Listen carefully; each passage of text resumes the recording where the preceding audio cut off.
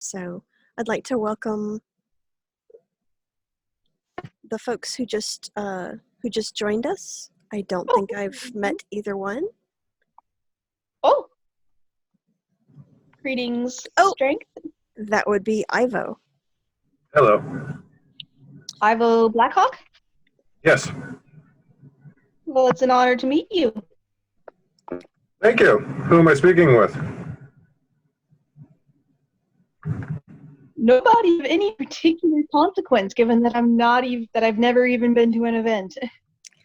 She's the sister of someone who's currently playing and is thinking about getting into the SCA. She just asked an interesting question I didn't know the answer to, or at least I'm fairly sure I know the answer, but I could be wrong. But you might know. Does Onsteora have an official anthem? No, we don't. We have tried at least 6 times, and let's just say that idea on a good day dies a quiet death, and a couple of times it goes down in a drunken screaming match. But I do not believe there's ever been an officially sanctioned anthem or song of any type. That's what I thought. I don't have a copy of Voices of the Star anymore, I don't think. So I didn't know if there was something in there that might be along those lines. And just to let folks know, this is being recorded in case we do get any good stories about the kingdom. So by participating, you consent to be recorded. That's fine by me. Okie doke. So Helena had asked me kind of for a general SCA story. I was telling her about my very first event, which was June 14th, 1985, which was the first event of the Kingdom of the Outlands. They held their crown tournament and their coronation the same day. And I really don't remember a whole lot about the event other than my boyfriend at the time was an ass and insisted upon carrying me down a gully across a small stream and up the other side of a gully just to show off, rather than using the perfectly good bridge that was, 200 feet away. And people singing at evening court. They sang the anthem of Atenveld, which is Flower of the Desert. And that's what launched the question about anthems.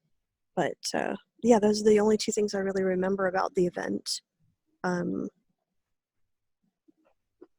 Just the intense emotion that people had as they were singing that for the last time, and the closing of the Atenveld court and the opening of the first Outlands court.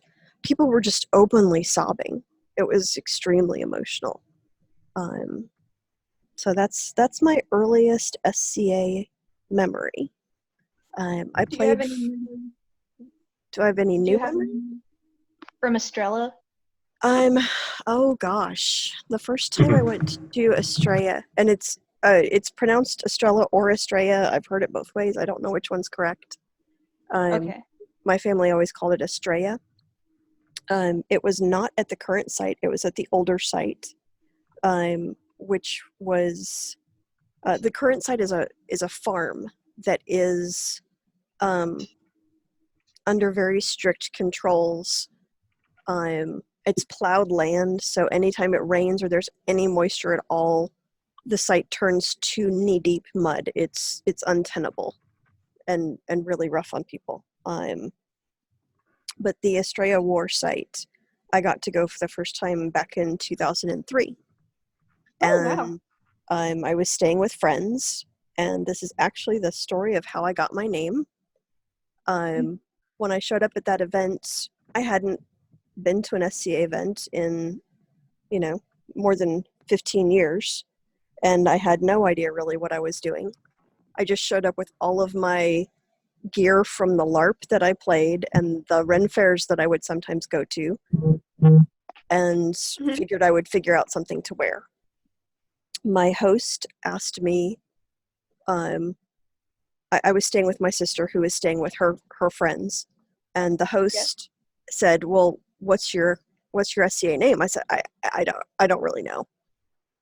And he said, okay, well, what do you have for garb? And I said, well, I have French wench, I have Middle Eastern, or I have Middle Eastern slash really bad gypsy, and I have English merchant. And he said, okay, what doesn't feel like you're wearing a costume? And I said, Middle Eastern. And he said, then you are Zubaydah. And that's how I got my name. And it grew from there. But we got settled in. I had gotten there fairly late at night. We got settled in for the night. And the next morning, I woke up to a herald some 5 feet away on the other side of the canvas tent, shouting at the top of his voice, "Outlands, awake! Your king commands you to war!" And I went all over goosebumps. And I was like, holy shit, what am I getting into? This is so cool. And so I threw on my garb and I ran down to the battlefield as everybody was getting ready, and the lines were forming and the water bearers were there. And these were obviously women who had been involved in the SCA for a very long time. They had wagons. There was, lots of supplies. I was fascinated by the water bearing. So I went over to help, and I stood at the sidelines, and I just kept bouncing up and down on my heels going, oh, wow, oh, wow. And the more experienced, grizzled veterans were just sort of looking over at me, amused and giggling, because it had been a long time since they were that shiny-eyed newbie. But it is from that war that I came back to on Steora with a lot of very specific ideas about water bearing, and shortly thereafter became the water bearer in charge of North Keep, and then the water bearer in charge of the northern region, and started teaching classes to anyone that didn't move fast enough. And that was kind of my entry into Onsteora. Yeah. That sounds like a heck of a way to get introduced. It was. It left an indelible impression on me. I've been thinking about teaching another water bearing class. It's been about 10 years since I taught one. But I think it's going to need to be rethought given the current situation, and how is that going to affect water bearing even further? Because some parts of the known world use what's called contact water bearing. I mean, to this day, they use what's called contact water bearing, where it's basically a plastic hose stuck into a gallon jug of water, and everybody drinks from the same hose.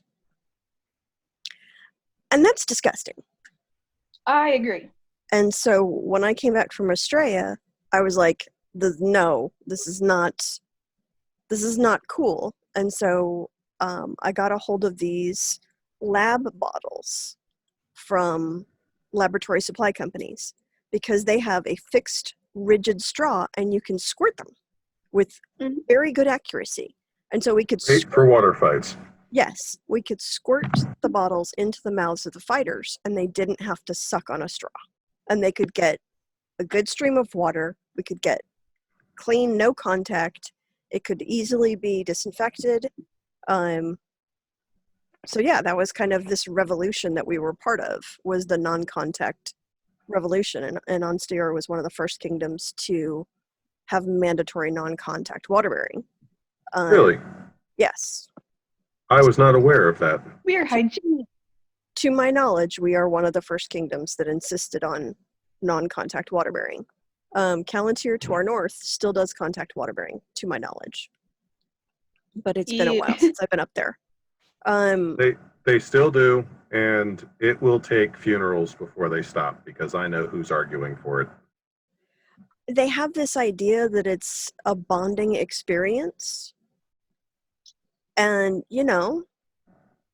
dysentery might be a bonding experience, but it's not one I really want my friends to go through. So yeah, that's kind of my SCA introductory story.